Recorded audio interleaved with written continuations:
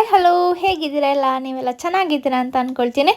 ಇವತ್ತಿನ ಒಂದು ವಿಡಿಯೋದಲ್ಲಿ ಒಂದು ಸ್ವೀಟ್ ರೆಸಿಪಿ, ಅದು ಬೆಂಗಾಲಿ ಸ್ವೀಟ್ ರೆಸಿಪಿ ತೋರಿಸ್ಕೊಡ್ತಾ ಇದ್ದೀನಿ. ಅದು ಒಂದು ಕಾಜಾ ರೆಸಿಪಿ. ಅದು ಕೂಡ ಯಾವುದೇ ರೀತಿ ಪಾಕ ಮಾಡೋದು ಬೇಡ, ತುಂಬ ಸಿಂಪಲ್ಲಾಗೆ ಮಾಡ್ಕೋಬೋದು, ಹಾಗೆ ತುಂಬ ಟೇಸ್ಟಿಯಾಗಿ ಕೂಡ ಮಾಡ್ಕೋಬೋದು ಮನೆಯಲ್ಲೇ. ನೋಡೋಣ ಬನ್ನಿ ಯಾವ ರೀತಿ ಮಾಡೋದು ಅಂತ. ಅದಕ್ಕೂ ಮುಂಚೆ ನನ್ನ ಚಾನಲ್ಗೆ ಹೊಸ ವ್ಯೂವರ್ಸ್ ಆಗಿದ್ರೆ ಚಾನಲ್ನ ಸಬ್ಸ್ಕ್ರೈಬ್ ಮಾಡಿಕೊಂಡು ವಿಡಿಯೋ ನೋಡಿ. ಮೊದಲಿಗೆ ನಾನಿಲ್ಲಿ ಮೈದಾ ತಗೊಳ್ತಾ ಇದ್ದೀನಿ. ಮೈದಾ ನಾನಿಲ್ಲಿ 2 ಕಪ್ ಆಗೋಷ್ಟು ತಗೊಳ್ತಾ ಇದ್ದೀನಿ. ಒಂದು 10 ರಿಂದ 12 ಕಾಜಾ ಆಗುತ್ತೆ. ಅದಕ್ಕೆ ಸ್ವಲ್ಪ ಉಪ್ಪನ್ನು ಹಾಕ್ಕೊಳ್ತಿದ್ದೀನಿ. ಅದಾದಮೇಲೆ ಸ್ವಲ್ಪ ಫುಡ್ ಕಲರ್, ಇದು ಆಪ್ಷನಲ್, ನೀವು ಇಲ್ಲ ಅಂದರೆ ಅರಿಶಿನ ಪುಡಿ ಕೂಡ ಹಾಕ್ಕೋಬೋದು. ಸೊ ಇದನ್ನು ನಾವು ಮಿಕ್ಸ್ ಮಾಡ್ಕೊಳ್ಳೋಣ. ಹಿಟ್ಟು ಕಲಸಿ ಇಡಬೇಕು. ಇದನ್ನೊಂದು 1 ರಿಂದ 2 ಗಂಟೆ ನೀವು ಕಲಸಿಟ್ರೆ ತುಂಬ ಚೆನ್ನಾಗಿ ಬರುತ್ತೆ. ಸೊ ಇದನ್ನು ಮಿಕ್ಸ್ ಮಾಡಿಕೊಂಡು ಸ್ವಲ್ಪನೇ ನೀರನ್ನು ಸೇರಿಸ್ಕೊಂಡು ಇದು ಸ್ಮೂತಾಗಿ ಕಲಿಸ್ಕೋಬೇಕು. ಸ್ವಲ್ಪ ಲೂಸಾಗಿ ಕಲಿಸ್ಕೊಳ್ಳಿ, ಅಂದರೆ ನಾವು ಚಪಾತಿ ಹಿಟ್ಟಿನಕ್ಕಿಂತ ಸ್ವಲ್ಪ ತೆಳುವಾಗೆ ಕಲಿಸ್ಕೊಳ್ಳಿ. ಸೊ ಇದನ್ನು ಸ್ವಲ್ಪನೇ ನೀರನ್ನು ಹಾಕ್ಕೊಂಡು ಕಲಿಸ್ಕೊಂಡ್ರೆ ನಿಮಗೆ ಕನ್ಸಿಸ್ಟೆನ್ಸಿ ಏನಿದೆ ಕರೆಕ್ಟಾಗಿ ಬರುತ್ತೆ. ಸೊ ಹಾಗಾಗಿ ಸ್ವಲ್ಪನೇ ಹಾಕ್ಕೊಳ್ಳಿ. ಒಟ್ಟಿಗೆ ಹಾಕಿದ್ರೆ ಅದು ಒಂದೇ ಸರಿ ಹಿಟ್ಟು ಕಲಿಸೋದಕ್ಕೆ ಕಷ್ಟ ಆಗುತ್ತೆ. ಸೊ ಇವಾಗ ಇದನ್ನು ಕಲಸಿಟ್ಟು ಒಂದು 2 ಗಂಟೆ ನೀವು ಇದನ್ನು ನೆನೆಸಿಡೋದಕ್ಕೆ ಬಿಡಿ. ಮೇಲೆ ಸ್ವಲ್ಪ ನಾನಿಲ್ಲಿ ಆಯಿಲ್ ಹಾಕ್ತಾ ಇದ್ದೀನಿ. ಒಂದು 2 ಟೇಬಲ್ ಸ್ಪೂನಷ್ಟು ಆಯಿಲ್ ಹಾಕಿ ಇದನ್ನು ಸ್ಮೂತಾಗಿ ಕಲಸಿಡಿ.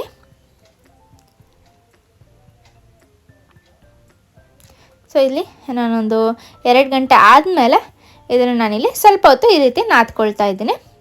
ಅದಾದಮೇಲೆ ಚಿಕ್ಕದಾಗಿ ಉಂಡೆ ಮಾಡ್ಕೊಳ್ಳೋಣ. ಸೊ ನಾವು ಪೂರಿಗೆಲ್ಲ ಉಂಡೆ ಮಾಡ್ಕೊಳ್ತೀವಲ್ಲ, ಆ ಸೈಜಲ್ಲೇ ಇರಲಿ. ಸೊ ಇದನ್ನು ಸ್ವಲ್ಪನೇ ತಗೊಂಡು ಉಂಡೆ ಮಾಡಿ ಇಟ್ಕೊಳ್ಳಿ. ಎಲ್ಲದನ್ನು ನಾನಿಲ್ಲಿ ಉಂಡೆ ಮಾಡ್ಕೊಳ್ತಾ ಇದ್ದೀನಿ.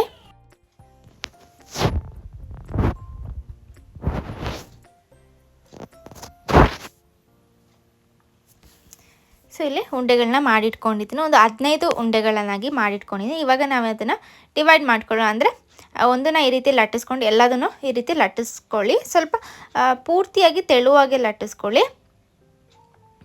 ಸೊ ಇಷ್ಟು ತೆಳುವಾಗೆ ಬರಲಿ. ಇವಾಗ ನಾವಿದನ್ನು 5 ಲೇಯರ್ ಆಗಿ ನಾವಿದನ್ನು ಈ ರೀತಿ ಒಂದು ಸೈಡ್ ತುಪ್ಪನ ಈ ರೀತಿ ಸವರ್ಕೊಂಡು ಅದ್ರ ಮೇಲೆ ಇನ್ನೊಂದು ನಾವು ಲಟ್ಟಿಸ್ಕೊಂಡಿರೋಂಥ ಹಿಟ್ಟನ್ನು ಹಾಕಿ ಇದನ್ನೊಂದು 5 ಮಾಡಿ ಇಟ್ಕೊಳ್ಳೋಣ. ಸೊ ಈ ರೀತಿ ತುಪ್ಪ ಸವರಿ ಅದ್ರ ಮೇಲೆ ಇನ್ನೊಂದು ಲೇಯರ್ ಹಾಕಿ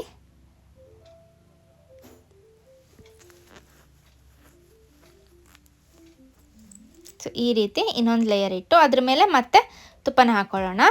ಸೊ ಈ ರೀತಿ 5 ಚಪಾತಿ ಮಾಡಿ ಅದನ್ನು ಈ ರೀತಿ ನಾವು ಹಾಕ್ಕೊಳ್ಳೋಣ. ಸೊ ಎಲ್ಲ ಕಡೆ ಕರೆಕ್ಟಾಗಿ ತುಪ್ಪನ ಎಲ್ಲ ಕಡೆ ಆಗೋ ರೀತಿ ನೀವು ಇದನ್ನು ಸವರ್ಕೊಳ್ಳಿ. ಆವಾಗ ಏನಾಗುತ್ತೆ, ನಮಗೆ ಲೇಯರ್ಸ್ ಕರೆಕ್ಟಾಗಿ ಬರುತ್ತೆ.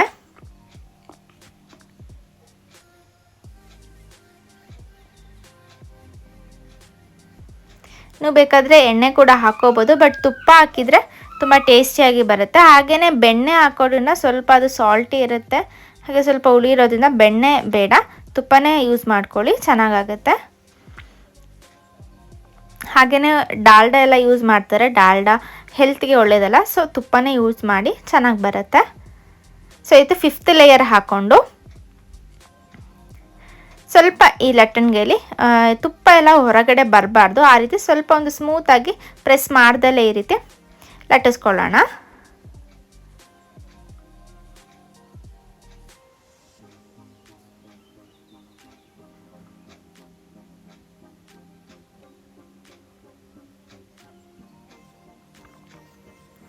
ಅದಾದಮೇಲೆ ಇದ್ರ ಮೇಲೆ ಸ್ವಲ್ಪ ತುಪ್ಪನ ನಾವು ಹಾಕ್ಕೊಡೋಣ.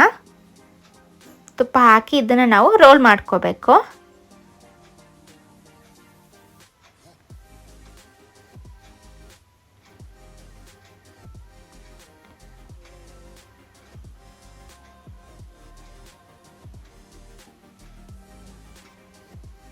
ಸೊ ಈ ರೀತಿ ನಾವು ಇದನ್ನು ರೋಲ್ ಮಾಡ್ಕೊಳ್ಳೋಣ.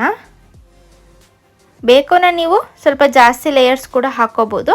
5 is enough ಅಂತ ಅನ್ನಿಸ್ತು. ಸೊ 5 ನಾನು ಹಾಕ್ಕೊಂಡಿದ್ದೀನಿ ಚಪಾತಿನ. ಸೊ ಈ ರೀತಿ ಲಟ್ಟಿಸ್ಕೊಂಡು ಇದನ್ನು ನಾವು ಕಟ್ ಮಾಡ್ಕೊಳ್ಳೋಣ. ಒಂದು 1 ಇಂಚಷ್ಟು ಗ್ಯಾಪ್ ಇರಲಿ, ಅಂದರೆ ಈ ರೀತಿ ನಾವು ಕಟ್ ಮಾಡ್ಕೊಳ್ಳೋಣ.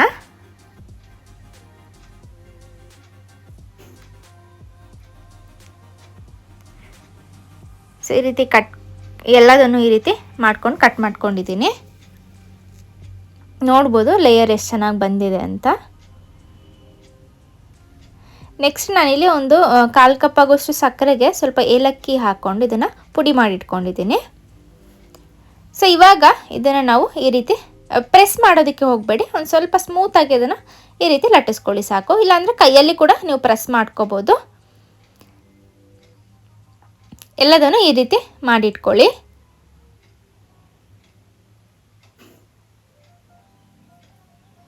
ಆ ಕಡೆ ನಾನು ಆಯಿಲ್ ಬಿಸಿ ಮಾಡೋದಕ್ಕೆ ಇಟ್ಟಿದ್ದೀನಿ.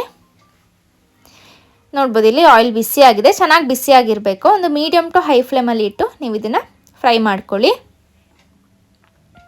ಸೊ ಮೊದಲಿಗೆ ನೀವು ಇದನ್ನು ಮೀಡಿಯಮ್ ಟು ಹೈ ಫ್ಲೇಮಲ್ಲಿ ಇಟ್ಟು ಒಂದು 1 ನಿಮಿಷ ಆದಮೇಲೆ, ಒಂದು 30 to 40 ಸೆಕೆಂಡ್ಸ್ ಆದಮೇಲೆ ಇದನ್ನು ಮೀಡಿಯಮ್ ಫ್ಲೇಮಲ್ಲಿ ಇಟ್ಕೊಳ್ಳಿ. ಯಾಕಂದರೆ ಅದು ಪೂರ್ತಿಯಾಗಿ ಕ್ರಿಸ್ಪಿಯಾಗಿ ಬರಬೇಕು, ಇಲ್ಲಾಂದರೆ ಸ್ಮೂತ್ ಆಗಿಬಿಡುತ್ತೆ. ಸೊ ಕ್ರಿಸ್ಪಿ ಬರಬೇಕು ಅಂದರೆ ಸ್ವಲ್ಪ ಹೊತ್ತು ನೀವು ಇದನ್ನು ಆಯಿಲಲ್ಲಿ ಈ ರೀತಿ ಫ್ರೈ ಮಾಡ್ಕೊಳ್ಳಿ.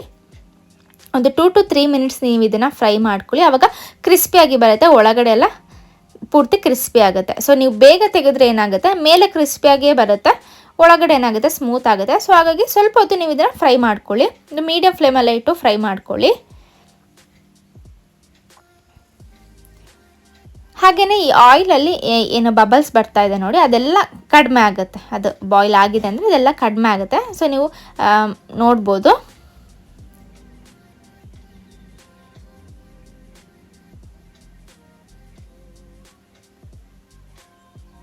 ನೋಡ್ಬೋದು ಇಲ್ಲಿ ಫ್ರೈ ಆಗ್ತಾ ಇದೆ.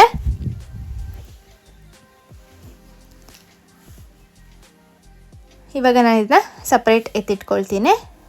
ಇದೇ ರೀತಿ ನಾನು ಎಲ್ಲದನ್ನು ಕೂಡ ಫ್ರೈ ಮಾಡ್ಕೊಳ್ತೀನಿ.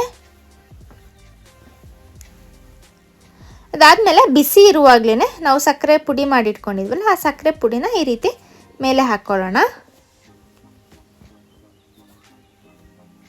ಸೊ ಪಾಕ ಕರೆಕ್ಟಾಗಿ ಬರ್ತಾ ಇಲ್ಲ, ಸ್ಮೂತ್ ಆಗುತ್ತೆ ಇಲ್ಲ ಗಟ್ಟಿ ಆಗುತ್ತೆ ಅನ್ನೋರಿದ್ರೆ ಈ ರೀತಿ ಟ್ರೈ ಮಾಡಿ ನೋಡಿ, ಚೆನ್ನಾಗಿ ಬರುತ್ತೆ. ನಾವು ಯಾವ ರೀತಿ ಚಿರೋಟಿ ಮಾಡ್ತೀವಿ ಅದೇ ರೀತಿಯೇ. ಸೊ ತುಂಬ ಟೇಸ್ಟಿಯಾಗಿ ಬರುತ್ತೆ, ಹಾಗೆ ಎಲ್ರಿಗೂ ಇಷ್ಟ ಆಗುತ್ತೆ. ಹಾಗೆ ಪರ್ಫೆಕ್ಟ್ ರೆಸಿಪಿ ಅಂತ ಕೂಡ ಹೇಳ್ಬೋದು. ಸೊ ನೋಡ್ಬೋದು. ಸೊ ನೀವು ಇದನ್ನು ಏರ್ಟೈಟ್ ಕಂಟೈನರಲ್ಲಿ ಅಥವಾ ಯಾವುದಾದ್ರೂ ಒಂದು ಜಿಪ್ ಲಾಕ್ ಕವರಲ್ಲಿ ಇಟ್ಟರೆ ಇದನ್ನು ನೀವು ಒಂದು 1 ಮಂತ್ ತನಕ ನೀವು ಇದನ್ನು ಸ್ಟೋರ್ ಮಾಡ್ಕೋಬೋದು. ಹಾಗೆ ಕ್ರಿಸ್ಪಿಯಾಗಿ ಕೂಡ ಬರುತ್ತೆ. ಸೊ ನೋಡಿದ್ರಲ್ಲ ಇವತ್ತಿನ ರೆಸಿಪಿ, ನಿಮಗೆಲ್ರಿಗೂ ಇಷ್ಟ ಆಯಿತು ಅಂತ ಅಂದ್ಕೊಳ್ತೀನಿ. ಇಷ್ಟ ಆಗಿದರೆ ನಿಮ್ಮ ಫ್ಯಾಮಿಲಿ ಆ್ಯಂಡ್ ಫ್ರೆಂಡ್ಸ್ಗೆ ಶೇರ್ ಮಾಡಿ, ಹಾಗೆ ನನ್ನ ಚಾನಲ್ಗೆ ಹೀಗೆ ಸಪೋರ್ಟ್ ಮಾಡ್ತಾಯಿರಿ ಅಂತ ಹೇಳ್ತಾ ಈ ವಿಡಿಯೋನ ಇಲ್ಲೇ ಎಂಡ್ ಮಾಡ್ತಾಯಿದ್ದೀನಿ. Thank you for watching.